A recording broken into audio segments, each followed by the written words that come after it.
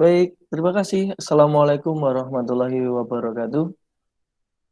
Selamat Waalaikumsalam warahmatullahi wabarakatuh. selamat siang Bapak Ibu semuanya. Di sini kita berjumpa dalam acara pengimbasan AKM, yaitu salah satu bentuk dari sosialisasi AKM dari Kementerian Pendidikan dan Kebudayaan Republik Indonesia.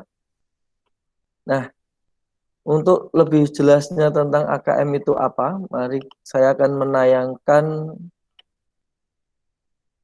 saya akan menayangkan slide yang berkaitan dengan AKM. Sudah terlihat dengan jelas, Bapak Ibu? Sudah. Oke, mengenal lebih dalam tentang asesmen nasional ya. Jadi, apa itu asesmen nasional? Kita pasti sering dengar, apalagi di tahun-tahun ini ketika Bapak Menteri Pendidikan dan Kebudayaan, Bapak Nadiem Makarim, sangat gencar mensosialisasikan apa itu asesmen nasional. Jadi asesmen nasional ini merupakan terobosan baru yang diberlakukan di dunia pendidikan Indonesia. Nah, bagaimana konsepnya? Terlebih dahulu kita harus memahami tentang kecakapan hidup di abad ke-21.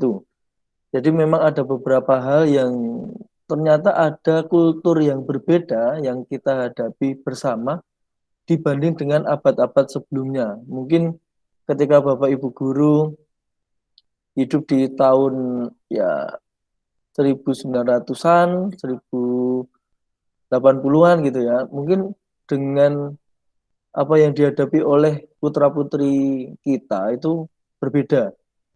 Nah, kecakapannya adalah di abad 21 itu diperlukan kecakapan belajar dan berinovasi. Terlebih lagi di masa sekarang di mana modernisasi itu berkembang sangat pesat, kecakapan ini sangat diperlukan untuk generasi penerus bangsa.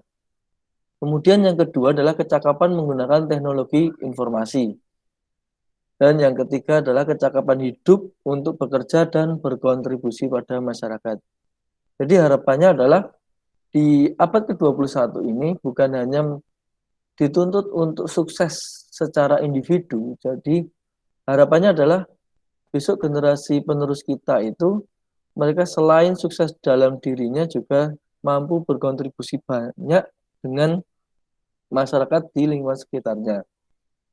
Nah, mengapa asesmen ini sangat penting? Memang asesmen nasional ini tidak hanya memotret hasil belajar kognitif siswa, Bapak Ibu. Kalau kita lihat di ujian nasional yang kita lakukan bertahun-tahun, ya, berpuluh-puluh tahun, ujian nasional itu kan hanya sebatas memotret hasil belajar kognitif. Ketika kita ditampilkan um, soal gitu ya, itu hanya sebatas kemampuan kognitif saja. Nah, asesmen nasional ini berusaha bagaimana mampu memotret hasil belajar sosial dan emosional, bahkan dengan lingkungan sekitar yang ada di sekolahan. Nah, asesmen nasional adalah program penilaian terhadap mutu setiap sekolah, madrasah, dan program kesetaraan pada jenjang dasar dan menengah. Apa saja yang dinilai dalam asesmen? Ada tiga, Bapak Ibu, yang harus kita perhatikan dengan baik. Yang pertama adalah hasil belajar siswa yang mendasar, yaitu literasi, numerasi, dan karakter. Yang kedua adalah kualitas proses belajar mengajar. Yang ketiga, iklim satuan pendidikan yang mendukung pembelajaran. Jadi manfaat asesmen nasional ini, eh, dengan asesmen nasional kita mampu untuk melihat potret kualitas pembelajaran di sekolah dengan eh, kualitas pembelajaran yang menyeluruh, bukan hanya di sektor kognitif saja. Kemudian ada umpan balik peningkatan kualitas pembelajaran. Ketika sekolah sudah menerima hasil dari asesmen peserta didiknya, sekolah akan berupaya untuk meningkatkan kembali bagaimana mutu pendidikan yang baik untuk peserta didik. Kemudian yang ketiga adalah dasar untuk penyusunan program peningkatan kualitas pembelajaran sekolah atau daerah. Nah, asesmen nasional ini sering dikaitkan dengan ujian nasional. Lantas, apa perbandingan asesmen dengan ujian nasional? Nah, di sini ada beberapa kriteria pembanding yang akan saya jelaskan satu persatu. Jadi untuk tujuan pelaksanaan, asesmen nasional ini untuk mengevaluasi mutu terkait sistem. Jadi yang dievaluasi itu adalah sistem pendidikan di suatu sekolah atau mungkin di suatu daerah, Bapak Ibu. Beda dengan ujian nasional. Kalau ujian nasional itu kan kita hanya mengevaluasi hasil belajar murid itu secara individu. Nah, ini bedanya di sana. Kemudian untuk jenjang penilaian, asesmen nasional itu diberlakukan untuk SD, SMP, SMA, SMK, dan sederajat, kemudian program kesetaraan jenjang dasar dan menengah. Kalau ujian nasional itu di SMP, SMA, dan SMK. Level siswa, jadi asesmen nasional itu tidak menguji di tingkat akhir, beda dengan ujian nasional. Kalau ujian nasional tingkat akhir pada setiap jenjang, tapi kalau asesmen nasional itu diberlakukan di kelas 5 untuk anak SD, kelas 8 untuk anak SMP, dan kelas 9 untuk, mohon maaf, untuk kelas 11 untuk anak SMA. Bagaimana subjek siswa? Kalau di ujian nasional itu kan semua siswa mengikuti ujian nasional.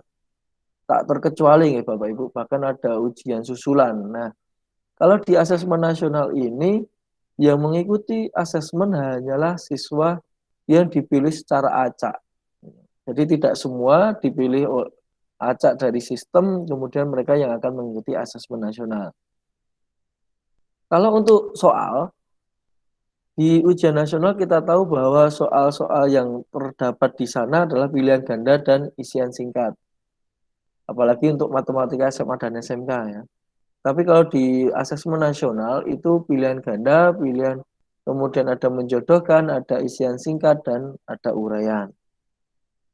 Apa sasaran penilaiannya? Di ujian nasional itu sasaran penilaiannya adalah penguasaan terhadap mata pelajaran. Tapi kalau di asesmen nasional, itu adalah kompetensi literasi, numerasi, karakter, serta kualitas dan iklim satuan pendidikan yang mendukung pembelajaran.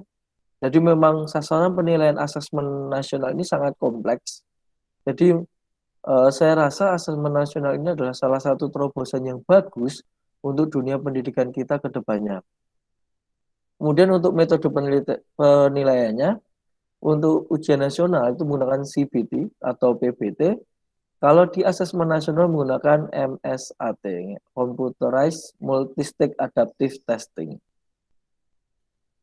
Nah, ketika kita mengetahui AKM, ini perlu kita gencarkan lebih dalam kepada semua civitas akademika di sekolah-sekolah yang terkait. Untuk itu, kegiatan pengimbasan AKM ini sangat penting untuk mensosialisasikan AKM ke semua guru-guru yang ada di sekolah, terlebih di sekolah kita, di SMA Negeri 1 Karangmojo, kita harus mensosialisasikan ini sehingga banyak Bapak Ibu guru yang akan paham dengan AKM atau mungkin mampu mengimplementasikan AKM ini ke dalam pembelajarannya setiap hari. Nah, bagaimana caranya? Kita buka link gurubelajar.kemdikbud.go.id di pencarian. Kemudian di situ nanti akan muncul seperti ini Bapak Ibu. Silakan nanti Bapak Ibu bisa masuk, ada di kolom kanan atas yang saya lingkari hitam. Selanjutnya, nah akan muncul seperti ini. Nanti silakan Bapak Ibu bisa masuk menggunakan nomor UKG. Kalau Bapak Ibu bingung nomor UKG bisa dilihat di mana, Bapak Ibu bisa lihat di SIM GPO Bapak Ibu masing-masing. Nanti di sana akan ada. Kalau misalkan Bapak Ibu lupa sandi atau yang lain, Bapak Ibu bisa menghubungi ketua MGMP atau komunitas belajar. Nah, nanti akan muncul tampilan seperti ini. Bapak Ibu bisa cari AKM, kemudian Bapak Ibu bisa mengikuti BIMTEK lanjutan dari AKM ini. BIMTEK ini akan berakhir di sesi ke-11. Jadi masih ada waktu untuk Bapak Ibu mendaftarkan diri untuk ikut bimbingan teknis tentang AKM dan akan mendapatkan informasi banyak hal tentang AKM ini. Mungkin itu dari saya, Bapak Ibu. Ada yang bisa ditanyakan atau bagaimana?